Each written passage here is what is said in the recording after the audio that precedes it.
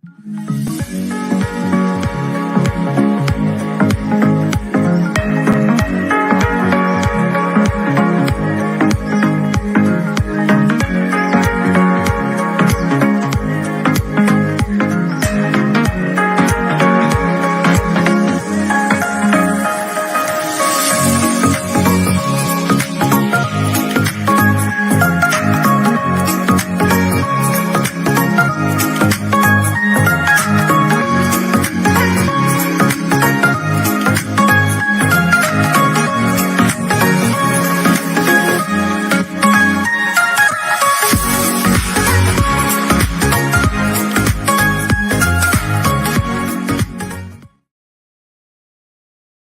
nation for December 1st. Yes, we're in the last month of the year. Welcome to Facing the Nation. And of course, it's always a privilege to have you, viewing the program. We always have a lot of interesting things to talk about. And of course, today, my guest, we're going to have some fun. We'll be talking about a lot of things here today. So you know what you have to do? You have to call up a friend, call up a neighbor, tell them Facing the Nation is on. Of course, we're on Channel 6. We're on all our platforms and social media. The People's National Congress Reform page on Facebook, APNU AFC page on Facebook, and the People's National Congress Reform page on YouTube. So call up a friend, tell them Facing the Nation is on. Today's show, you cannot miss, because you know how it goes here. I know, the time usually flies very fast, so I do not want to delay, introducing my guest today. My guest is a first timer to this program. I don't know why it took me so long to get him here, but he is absolutely no stranger to the people of Guyana, to the Caribbean, and other parts of the world, especially when it comes to journalism. My guest today is none other than Mr. Adam Harris. Welcome. And thank you very, very much. Yes, so as you know, Mr. Adam Harris is a veteran journalist. I mean, he's known all over the Caribbean, in Guyana, etc. He owns his own newspaper online as well. So he's doing a lot of things, still very much into his practice of journalism. Mr. Adam Harris, it is absolutely a privilege to have you here. I have been watching at you since I was a child, because at home, we had to look at every single news, every single thing from 6 o'clock to 9 o'clock. So it's my privilege to be sitting here, to ask my own questions of you today.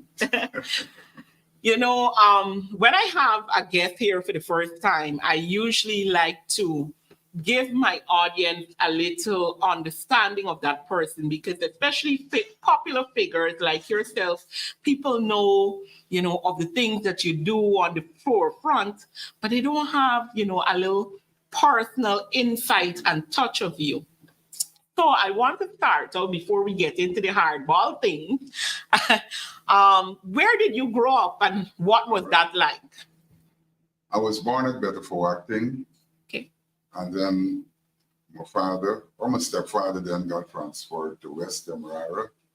So we lived at La Jealousy briefly, and then we moved to Denamstel. Mm-hmm. In 1963, we moved back to BV, finished school, applied for a job, and the first place to call me was Bartica.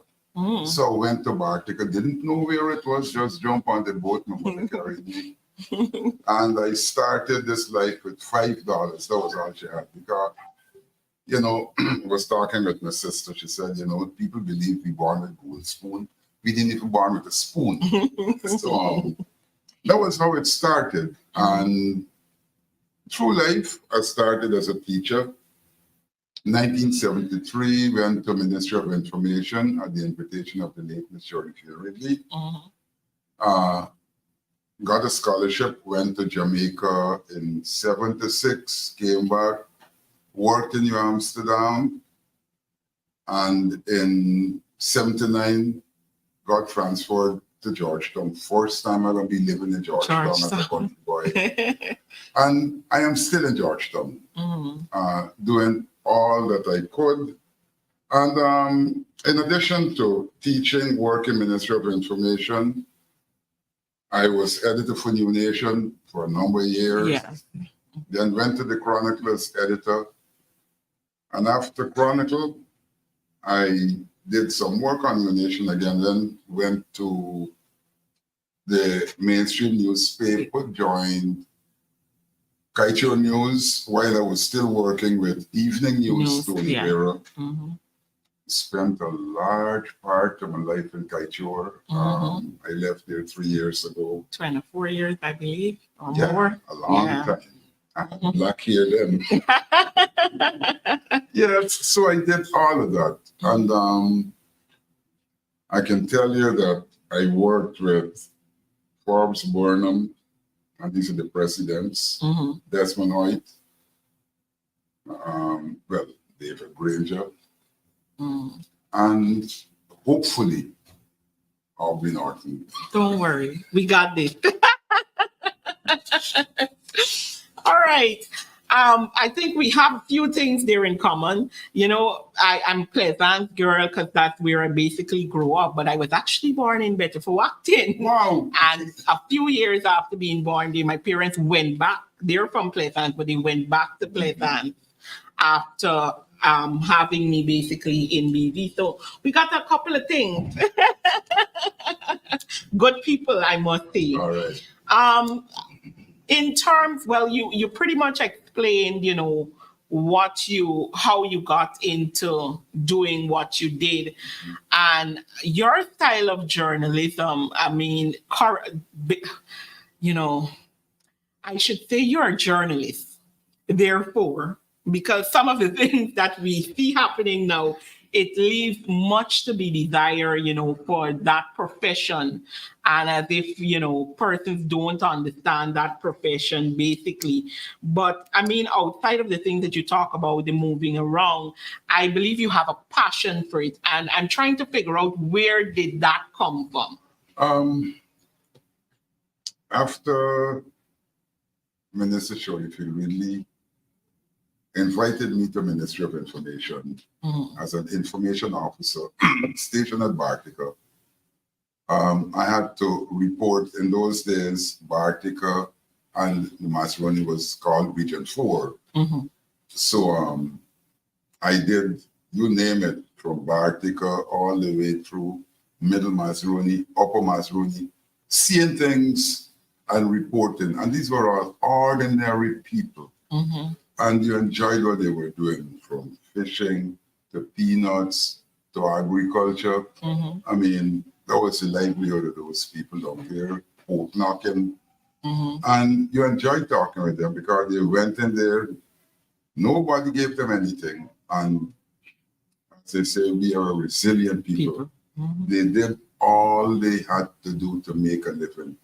And many of them made it. A couple of them made it and squandered, but I suppose that was the life. So I reported on those things and made a lot of friends. And as fate would have it, the political views of a lot of those people coincided with mine. So we didn't have any serious conflicts. Of course, you had people who didn't agree with me politically, but we got ahead. And that was what the life was about. So you enjoy that, I see. So we're heading into the topic and the talk for today. Of course, you know, the biggest conversation happening right now is the Guyana-Venezuela controversy. We saw a ruling coming out of the CCJ today, you know, urging that Venezuela makes no moves. And of course, they said the same for Guyana in turn, and await the actual ruling on the initial court matter. And of course, people are now waiting to see what's going to happen. We have the issue of the president being out of the country. Today, the leader of the opposition is actually in a Essequibo meeting with persons, etc. What is your general thought? I mean, and now hearing that you worked a lot of those areas as well, what's your feel? What's your thought on the issues that are happening there?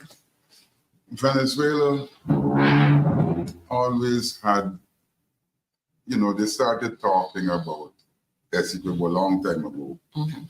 And I remember when we tried to be self-sufficient, self-reliant and everything, Forbes Burnham wanted to start a hydro project. Mm-hmm. And he did. And that was they were going to use a falls in the Middlemass River named Comoros. Mm-hmm. We started to build a road, and that road was from across the river from Tipiru, Itabali, Mm-hmm. and it went all the way through. They cut a mountain by a mountain, they went across Burundi, and we were going to the falls. Mm-hmm. And Venezuela intervened. And we had to stop the project because we couldn't get money. Venezuela approached the World Bank and we couldn't fund it. And that project died. Wow. Because Venezuela claimed that Essequibo was a territory in dispute. And Burnham said, no, there was no dispute. Mm-hmm. We might not agree, but there was no dispute. However, at the time, I think the global community wasn't too happy with Burnham as with most presidents who seem to have a forward-looking vision for their people. They go all the way back to Kwame Nkrumah. Yeah, definitely. So they shut down that project. Much of our regret. 73, that's what, 27 and 50 years ago. And we still talking now about hydro, yeah. And we need a solution. Exactly. Yeah. Mm-hmm. And so that was one of the sad part of life in Essequibo. Yes, people in the border communities would go over and they would come. That happened a lot, And Guyanese got away.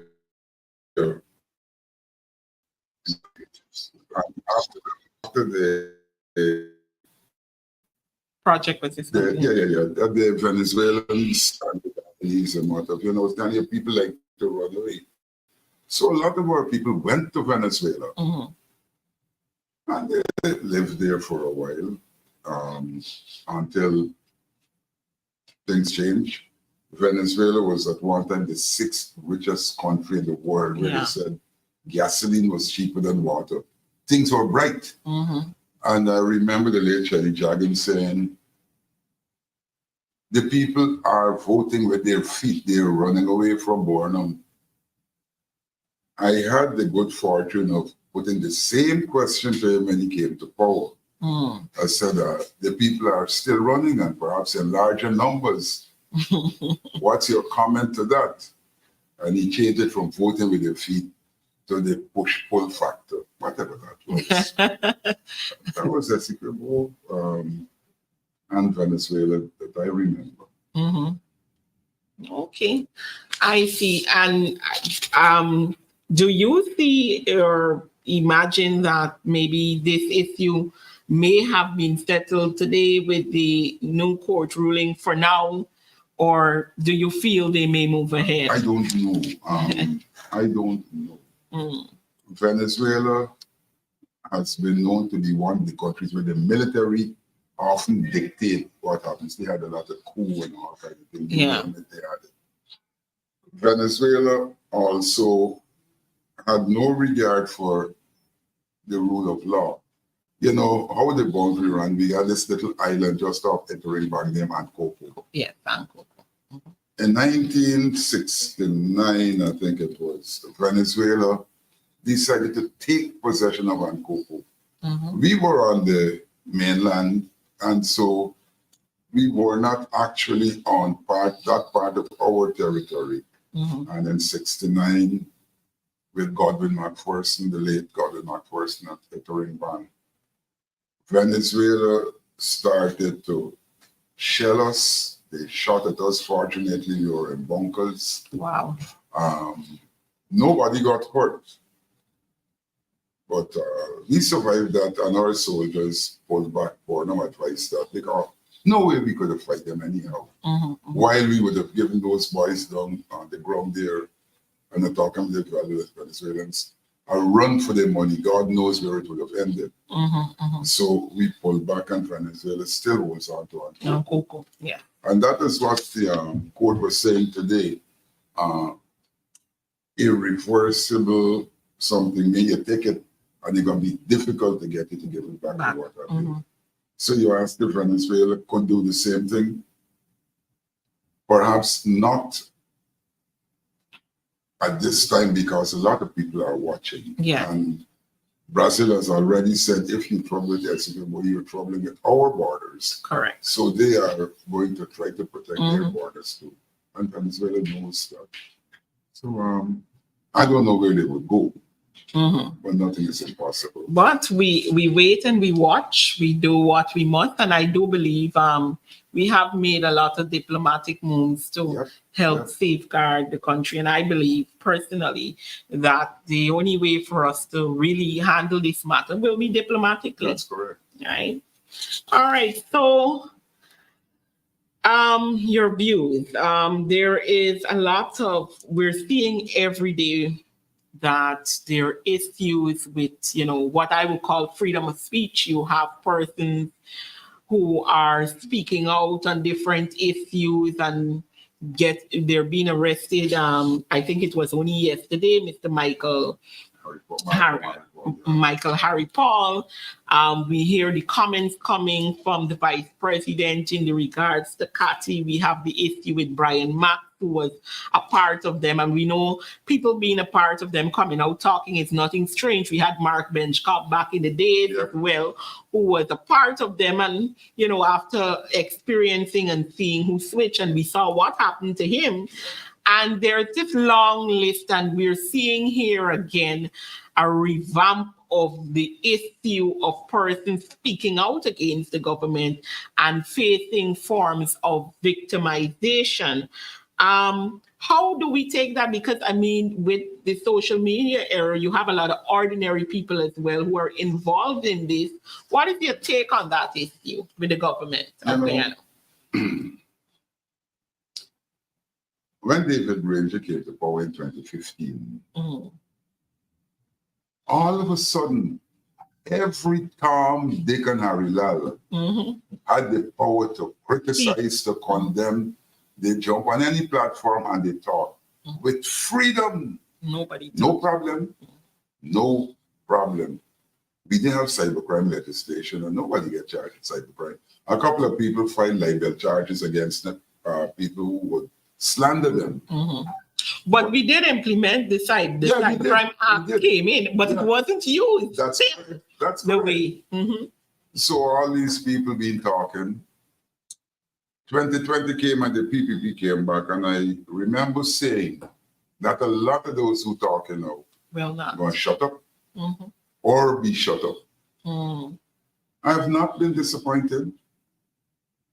A lot of people talk. Rickford Burke has been a critic. Yes. All of a sudden, the vice president describes Rickford Burke as a criminal. What crime did he commit? I know he thief, not know he killed nobody. Mark Benchcock was a critic. He ended up in the Carroll Street jail for 5 years for treason. And I always remember when that trial started, I remember asking Bernardo Santos, I remember asking, and some of the older people, do you think you could ever get a treason conviction in Guyana? Because all 12 jurors got to agree. And they said no. I said, so why pursue it? When Benchcock's case came, they had a fellow working at courts. Yeah. And he was the one who refused to listen to the jurors deliberating and all of that. He had his own preconceived idea. I remember talking to one of the jurors. I don't know where she is now. And she cried. She said, we tried, the fellow wouldn't listen. So when they came back, 11-1. 11 in favor of acquittal and 1 no. So Benchcock had to go back to jail. Corbyn eventually negotiated his release with Jack Dale. But that was how it was. For talking, he spent 5 years. Philip Bino was wanted, Yeah. but he never spent any time because they never caught him. Mm-hmm. When you talk about other people, I remember people like, when you talk about Brian Max today and you talk about Freddie Kissoon was a critic. Yeah. They moved to the courts against him. Mm-hmm. Mm-hmm. You know, and he has an interesting documentary talking about not institutional racism, ideological racism. Yeah. And he proved his case. Mm-hmm. Mm-hmm. When the matter went to court, I remember Nigel Hughes questioning Roger Luncheon. And Roger said there wasn't a single black man who was capable of being an ambassador. Yeah. Mm-hmm. You had none white. When prior to that, you named the ambassadors. They were all basically Exactly. black. Yeah. Exactly. With lots of years of service as well. Right. Mm-hmm. So Freddie Kissoon got muzzled. Eventually, they settled, Jagdeo dropped the case and they settled with Freddie. He's enjoying a nice life. His wife got a job back with them. His daughter got a job. Everything you can think about. So Freddie is happy. You talk about Brian Max, who was one of the gang, the guardian of the democracy. And all of that. Mm-hmm. Mm-hmm. Well, he get beat up, he says. And I remember asking the police PR, I said, I've seen no word on the assault on Brian Max in all your bulletins. I didn't get an answer up to now. I later learned that when Brian went to, was it Bringham Police Station, he was arrested and spent 2 days. We had people who filed reports. Amanzo Walton, Paul Slow, who was assaulted in the courtyard, all of them. Nothing came out of that, no arrest, no charge, no statement. Takuma Ogunse, handcuffed, shackled, moved to the courts. I don't even know what come out of that story at the moment. It's still pending in the court. Really? Tying persons up in the court system, as I call it as well. There you go. And I can go on. There were so many people. When I used to talk, people say, Adam, they're going to lock you up. But I even take the lock up. So you had that. This girl, Melissa, I think her name. Yeah. You know, Father Medinel. She started talking a lot. And I remember they had a wanted bulletin For her. Yeah. I don't know what she said, what she do. I don't know if it's cybercrime or what. This is only people who talk against the government get charged with cybercrime. Correct. She was promoting a show at Diamond, was it? And she wasn't in the country. Yeah. But they had plainclothes people they looking hoping for. to see that she was there. Yeah. That's how bad it got. No, Malcolm Harry Paul was. I didn't hear his comments. Did you hear his comment? I believe his comments came out of actually the show that happened, I think, the day before, 2 days with Freddie Kissoon, where he actually walked off of Freddie Kissoon's show. And what he was basically, they were talking about the Guyana Venezuela issue, and he was trying to explain from his view why he feels these sort of issues only come up on the particular government. And he started to talk about issues with Chetty when he was there, and of course that caused a great conflict between him and Freddie, and it ended. And from what what the report said, it was one of his comments on that show that they are now holding him or sent for him for. Yeah, but the thing about it, I don't know. You arrested him for talking. Yeah, definitely talking. Or they claimed that it was insightful language or something. Yeah. That he what I think the comment as well was something about when he talked about the African persons being the persons being put to the front line, and the persons who are getting everything are, and he clearly stated there, the races. So he asked the question why they don't send the other person, Right. and they saw that as racial Incitement. inciting. You know, Tension, so what happened? Well, racial it's tension. unfair for me to ask you a question. Why heard Michael Rodriguez, the man they call critic, Yeah, make some statements, that are out of this world. right? In addition to using foul language on his program, very, very not disturbing, because I say he's a madman, but brutal statements against people who look like me. Yeah, And Nothing I've comes never out of one it. day heard him being arrested. being charged or criticized or anything of the sort. Correct. So, as Paul Slow would say, there are two branches of the law: one for one set of people, and one for another set of people. I don't know. And I mean, Mr. Harris, the persons that we have talked about basically are all the persons who are still in the fight, persons who are alive. Right. We had many situations back then. We can talk about Cromwell, and I mean, one of them that I view it that way. It might be very close and personal to you, but I do recall very vividly as a child the issue at Kaichor News. When those workers were gunned down, shot, placed on the floor, and shot to their head. Right. And a day like today, we hear nothing of it, other than when recent times when we heard that recording purportedly of Nandalal and another Kaichor News reporter Leonard Gildari, reminding him of that incident. And those things are very chilling when we talk about freedom of speech for me. People talk, and people will continue to talk. You know, you're all over the world. History is full of people, not that they want to be martyrs, but they can't sit down and look at injustice and don't say anything. So people will talk. There will be more cybercrime charges. There will be more allegations of racial incitement. You name it. It's not going to stop. It's not going to stop. We talk about freedom. You talk about the right to appeal.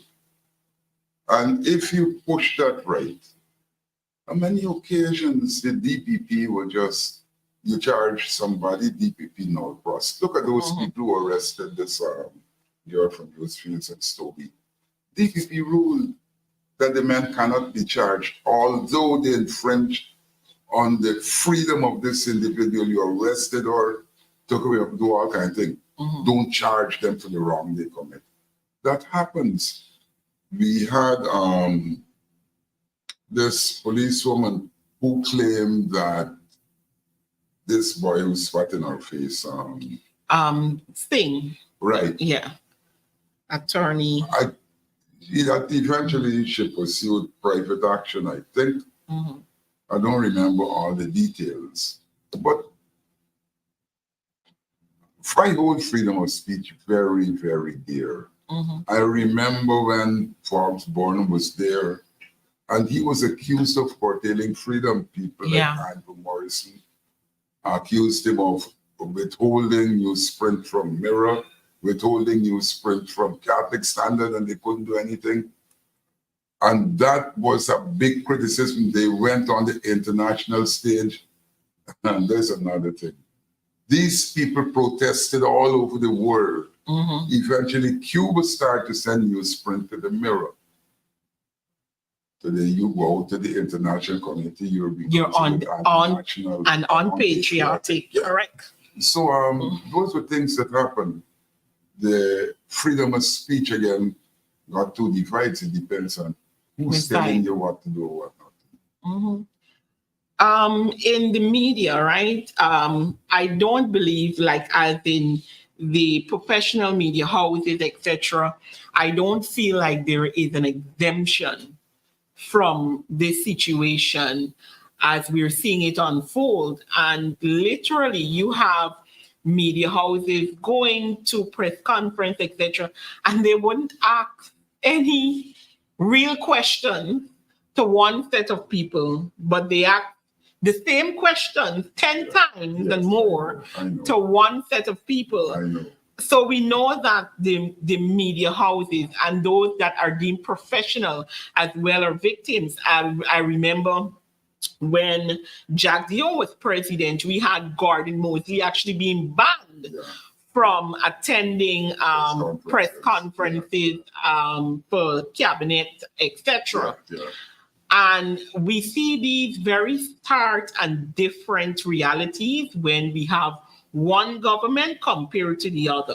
Because like you pointed out earlier, from 2015 to 2020, it was a free-for-all. That's right. Everybody spoke anywhere, how they protested without being beaten, without any police intervention, basically. Right. But every time we see a PPPC government, we see a different situation.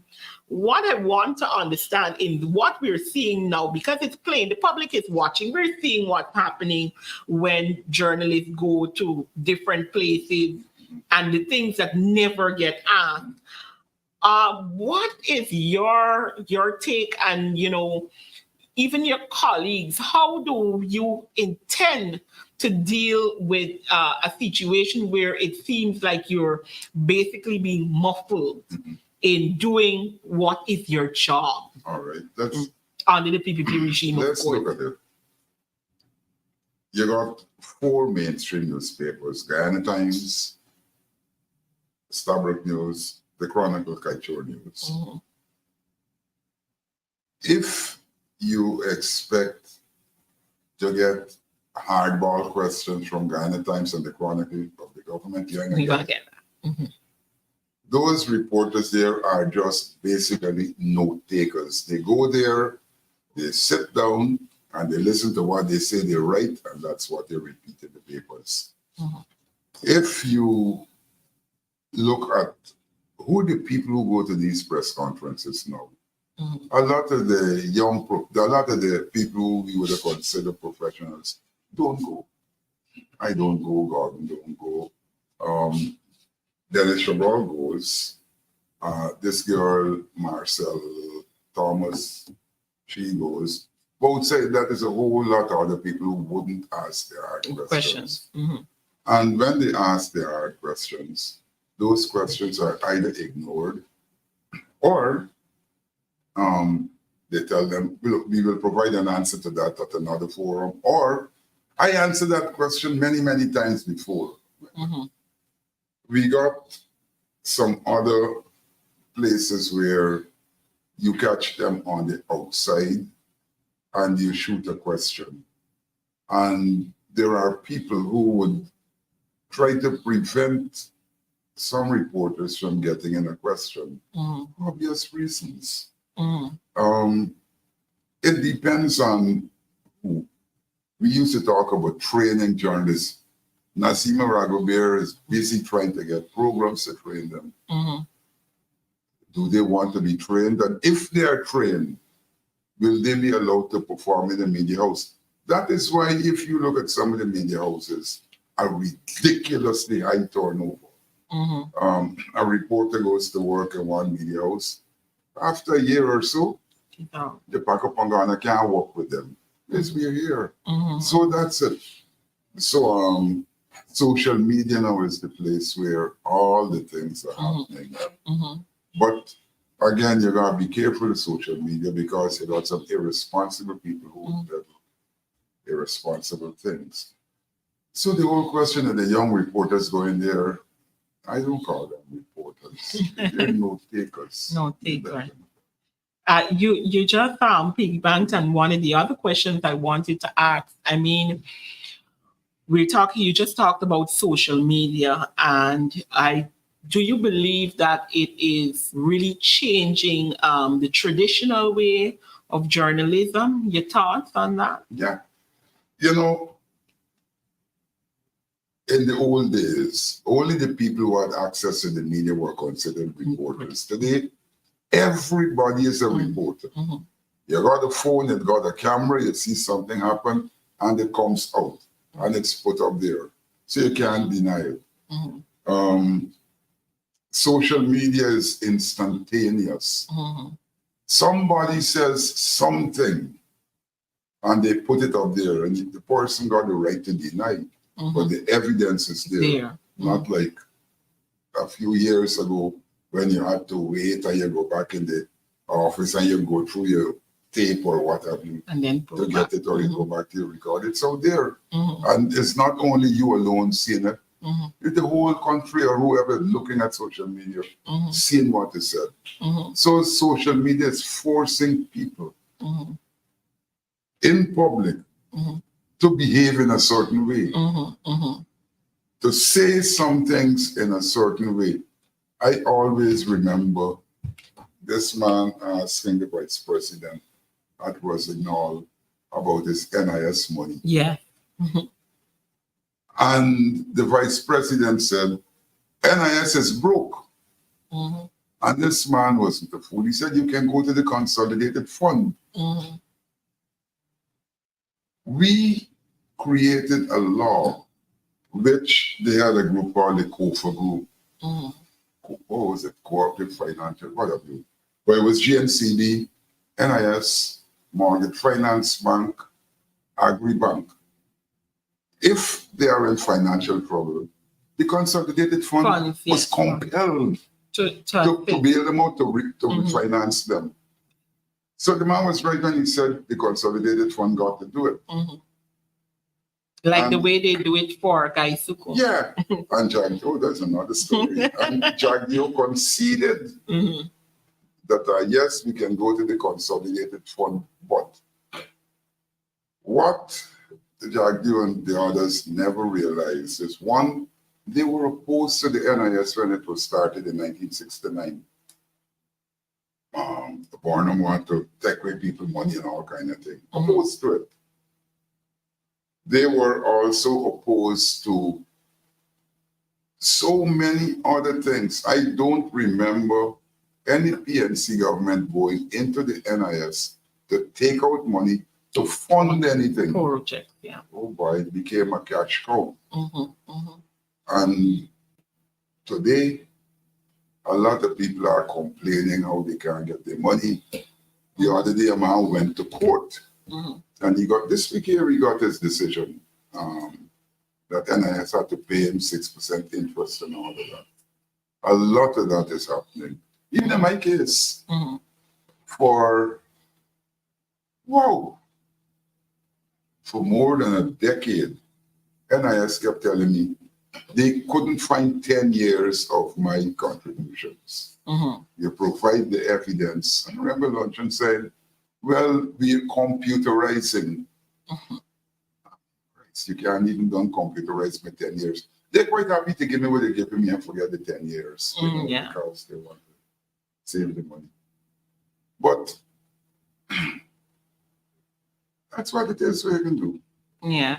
And as you rightfully said, I believe that, social media at this time, even when we talked earlier about the instances where we could have given a list of people who are safe in one sense, not from the victimization, really, but in terms of what we saw pre-2015, or I would say pre-2012, 2013, where people who oppose were more likely to show up dead rather than, having the opportunity to still talk, but now being tied up in court.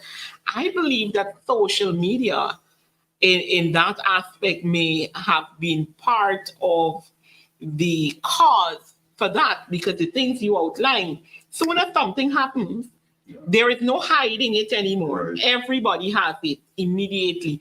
Somebody always have a camera when something is happening. So it makes certain things a little bit more difficult to do, which in sense is helping the population on some level based on what we have seen previously. So I think that's a very, very good point that you made there in that regard, because definitely I believe that's one of the things that social media is currently helping us with, because the information is right away. That's right. And, the other thing social media does is that it gives everybody a voice. Correct.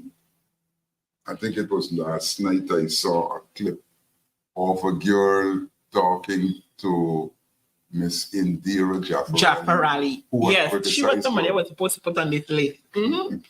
Yeah, She has a platform to reply. yeah. She ain't gonna go and call no newspaper and get them the story and they duck it. She has a platform. And so many other young people who want to say something can say it. And when they say it wherever they are, out of Guyana or in Guyana, it comes into Guyana. People in Guyana can see it and say, And people far away from all around the world. Yeah, that's what social media does. And they were contemplating legislation to deal with social media. Well, I don't know, a couple of years. I don't know what come out of that. In the same week, you talked just now about, we were talking about state media when you talked about the different media houses. As a journalist and somebody who has been around for a long time, what do you believe the real role of state media should be? They got an old saying, the media is as free as the owners want it to be. That was way back. And that explain things like Fox News supporting Trump and what. And CNN. But for the wider part, you don't distort the news. You don't hide the news. And if you believe you're gonna hide it, somebody gonna expose it. With the various television stations and whatnot. I used to be editor-in-chief for the Chronicle. And anybody, you are Gail Teixeira, a lot of them who are around today can tell you that they had fair coverage. I remember in '92 when I was leaving, Gail came to me and said, I hope you don't do anything stupid. It's like what you said, like resigning. Be gone. But the fact of the matter is, they sent their releases. Even Janet, everybody used to call, it got published. You go to Parliament, and there are these debates. Whatever both sides said was covered, got published. You had some reporters, and there's an old trick. You got a story, the opening paragraph, the government side get all of that. But so and so the opposition would get that big middle, and you end it with the government side. So the reader, unconsciously, you are directing the readers to what the government said. But the smart reader would read what the opposition also said, rather than excluding the opposition altogether. Correct. Oh, that's so stupid. And that's what is happening today. Definitely what we're seeing happening.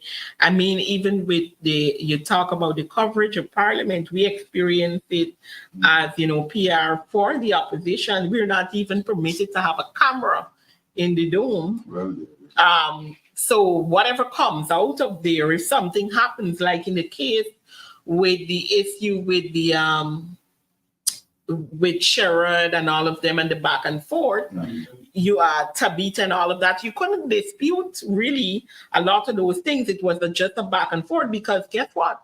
You are not permitted to have any other equipment other than their equipment. How long has it started happening? At least since I've been dealing with it in this sense, we have not have any coverage in the Parliament. I don't know when we were doing Parliament. We have to take direct feed from Parliament. Well, everybody, every media house had its own recording equipment. There you walk with your camera. Parliament had its own, or the state had its own through NCM. But you had cameras from every media house. You recorded what you wanted, and it's yours. I know when this happened. Thank you. I don't go Parliament. Well, that's news. That's one of the things that's happening. They do permit some media houses at times to put their cameras in, etc.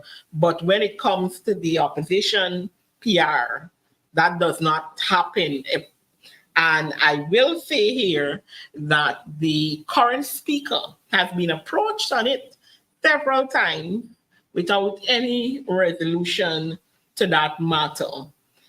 So when even in Parliament, as you know, we experienced a situation where we're using their feed to, of course, share what's happening in Parliament, but every time or half of the time your speakers come on, there's distortion, the internet is giving problems, so you never get a clear, hearing of your side. But for some weird reason, when they're speaking, it's crystal clear without the issues. I didn't know. I just didn't know that. I didn't know. Well, I'm happy that we're putting all of this out here, and maybe we'll see if the speaker decides after hearing, because you're saying that during your timing, everybody had their own. Everybody. They used to go early, and you're jostling for your own space. Correct. Oh, yeah. Doesn't happen now. You had the Human Rights Commission, where you got to say the government probably is marking time on that. And I mean, when you come to the Human Rights Commission, etc., some of these things that we're even discussing here in terms of the media and freedom is addressed, and we see nothing basically happening with that, other than there was a meeting recently with the disciplinary service on that. What are your thoughts? Look, all the rights commissions, they should hold pride of place, their constitutional bodies, rights of the child, you name it. The Human Rights Commission, I don't know, was that bill assented to? I'm not sure. Yes, it was. We have all of those intact. Who are the members to that Human Rights Commission? I don't believe that we have properly, officially done anything on that. Right. Look, we had the Public Procurement Commission, which was supposed to oversee contracts and all of that. They had a man who's now dead, Faisal Raymond, Mr. Labor. And he challenged a contract, an international contract at that. And that contract was withheld. Carol Corbyn, as head of the Public Procurement Commission with other people, looked at the various contracts, their awards, and what have not ruled. Now, what happens in that commission? I remember Patterson trying to get some questions answered. Yeah. Can't get an answer. Nobody is listening. There is no hearing. You promise and what have you. So, and you would get that when you don't have impartial commissions. And I'm prepared to say that the commissions that exist aren't impartial. The Police Service Commission, for example, by no stretch of the imagination that would be considered impartial. And you can go on and on and on. I would expect that the government, so confident in itself that it's governing for all the people, would let the chips fall where they may rather than try to stack the deck. But they stack the deck, to make sure that the right things are said and done and what. That should happen. No. So, with all of that being said, the overarching thing, and we even see while the opposition and the government are saying we're united on the issue of the Venezuela controversy and, trying to handle that matter, you see the unity from the government coming on certain parts and not other parts. And for instance, one of the big things that I know they have been talking outside of where you haven't been able to jointly, do rallies and that kind of thing. If we're talking, and the campaign as well for handing out stuff, we haven't seen that. But one of the big issues that they had in the beginning was the mantra, One Guyana. And of course, we argue that this is a national issue. Yeah. And if there is any other thing that should be there, it should be the motto, which is one people, one nation, one destiny.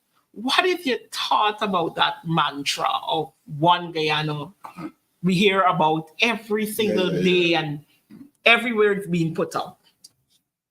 Mr. Norton summed it up very, very well when he said in his conversation with the president told him, don't let me break a lance over that. Mm-hmm. One Guyana, and John Public now is making a joke of it. Mm-hmm. You can extend One Guyana for certain people, One Guyana for whoever talking at the time. The whole principle of One Guyana doesn't exist. Okay. You go to, look, the other day, Reverend Gary Best wasn't allowed to address some school children. At Bishop's High School. Right. Tabitha taken over. Wasn't allowed to. Mm-hmm. We're talking about One Guyana. Mm-hmm. And you decide to discriminate, decide who will speak to whom and when. You look at the award of contracts. Mm-hmm. When some people get contracts, Mm-hmm. and you look at what they do, Mm-hmm. and you compare the work to some other people who get smaller contracts and do a better job, you ask yourself, how was this contractor selected? On social media, I saw a list about the relatives of some prominent people in the society, in the government. Their relatives are getting big contracts and all of that. Yeah. I remember they had some contractors who've been around for a while, did excellent job. Mm-hmm. People like,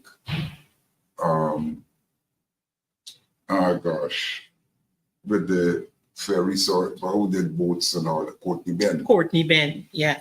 People like this boy from the Esquivel Coast, he gets the Ardent Ivor Allen. Yeah. Mm-hmm. You had this contractor fellow who had his office at the old train station. A lot of them, you're not hearing them They're not anymore. there anymore. No contract being given out. They're not there. Mm-hmm. How did they disappear and why? Mm-hmm. Is it that they shut shop and go away? No. You shut them down, they don't get contracts, they can't maintain the staff. Mm-hmm. And that was deliberate. Mm-hmm. You had people who got contracts and did such shoddy work, like the school at Cato. Yeah.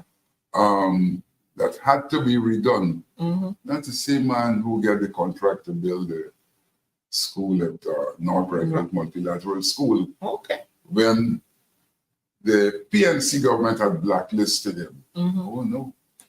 And when that challenge was raised, I think it was a Stubborn News reporter who asked the question. Well, we will be monitoring closely. What a nonsense. Mm-hmm. If you're blacklisted, you're blacklisted. That's it. Correct. You monitoring a blacklisted. Anyhow.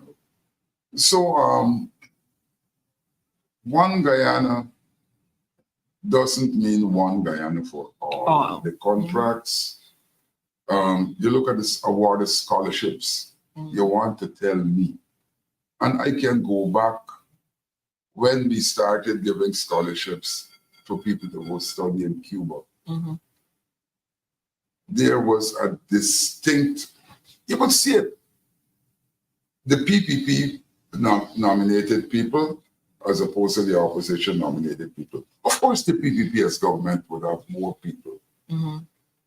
But when you look at them, Mm-hmm. you ask yourself, wait a minute, they ain't got nobody who look like me in that mix up. Mm-hmm. Or you would find one single person. Yeah, there Mm-hmm. you go. Mm-hmm. So it's what it is. It's it's who is saying one Guyana and why. Mhm. Not one Guyana. I'm sure I am not included in that one Guyana. Mhm. So, It's probably one Guyana, but the question has to be asked for who? well, Who is that one Guyana about, you know, yeah. when we ask the questions? Like we always know, the time flies very, very fast Yeah. when you're having fun and you know you're talking about certain things. I'm basically out of time here today. But before I close, I want to give you the opportunity to I know there may be other things that you wanted to say, Mhm. you know, to the nation, persons watching, with everything happening. Um, is there any other comment you want to make to tell persons anything? You know? Yeah, I want to talk about the appointment or confirmation of the Chancellor and the Chief, Chief Justice. Justice. Mhm. Now, those two women have been there acting for so long. They should have been in Hollywood. The court ruled that to procrastinate was a travesty of justice. The CCJ said it's unfair not to have a Chancellor and Chief Justice. Mhm. And the president poured all of this. Nothing. Mm. I wrote a column about a month or so ago when at a press conference, somebody asked him about the appointment of the two women. And he said, we have a Chancellor and Chief Justice. They're functioning as he's concerned. Mm. Once they're in place, acting or not, they're They're functioning. functioning. And I said he will not appoint them. Mm. And I am going to be in the land of the living to see that my prediction comes true. That really bothers me because if you have a judge who's acting and expects to be conformed, that judge is most likely to avoid doing anything to upset the government. Correct. I remember that happening to Jainarayan Singh, a judge. Mhm. He was an acting judge. He handed down a ruling against the government Mhm. and he went to court to get his benefits because they didn't give him. Mm. And the court said, well, you can't claim benefits as a judge because you were not Not a a judge. judge. No, other judges would have sat down and would have seen that Mm. and tread very, very carefully. Mhm. So that's my parting comment. Well, we do know that the leader of the opposition would have obviously wrote and said that he has agreed that the two persons who are currently acting in the separate positions should be appointed. That's right. So everything, as you're talking here, is left in the hands of the president, who is practically refusing to act. And, you know, as you said, we have to watch and see if this will persist or if good sense at some point will prevail on the matter. I know. And you ask those two women, you know, they're not supposed to give interviews. But tell the truth, I would like to talk to them. We know that wouldn't be happening now because they're in the limbo altogether. Mr. Adam Harris, I want to thank you so much for coming on my program today. It, of course, was a privilege to have you, and I hope it's not the last time. You know, we make some more appointments. But that's up to you. But definitely we'll see you here again on that. Thank you so much for joining us. Viewers, I wanted to let you know, I do believe, let me just pull this flyer up. I'm not sure if my operator has the flyer, but we come Sunday, I do believe it is Sunday, the 3rd of December.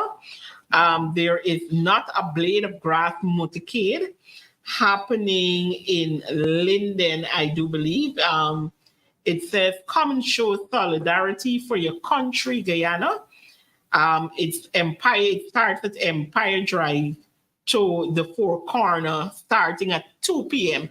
So, for Linden North, and even if you're not in Linden and you want to go up and take part in this, Linden will be hosting this motorcade Sunday, December 3rd from 2 o'clock. They'll be leaving from Empire Drive to go to the Four Corner at 2 p.m. So if you're in that area or you want to be a part of it, do feel free to go. And we are in a place where we are reaffirming what has already been done, 1899.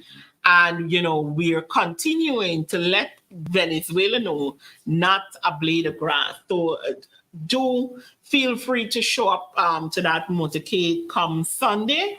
Of course, thank you again, viewers, for being a part of Faithing the Nation today. It was my privilege. And of course, join me again next week, 12:30 to 1:30 on all our social media platforms. Continue to follow us during the week. Of course, there are a lot of things happening.